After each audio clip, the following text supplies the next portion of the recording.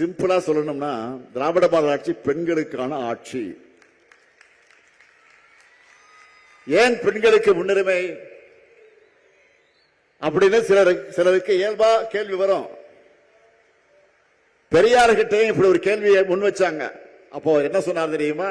தந்தை பெரியார் என்ன சொன்னார் தெரியுமா?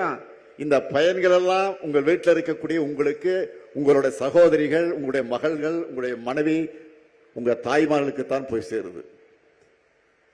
அவங்க முன்னேறினா உங்களுடைய சுமையும் தான் குறையும்னு ரொம்ப பிராக்டிக்கலா பதில விளக்கமா தந்தார் தந்தை பெரியார் அவர்கள்.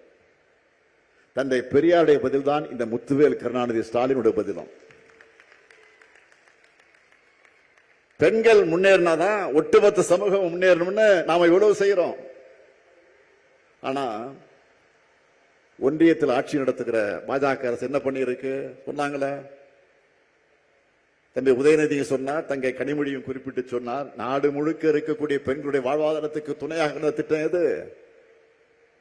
மகாத்மா காந்தி பெயரில் 100 நாள் வேலை திட்டத்தை இன்னைக்கு இழுத்து மூடி இருக்கிறாங்க.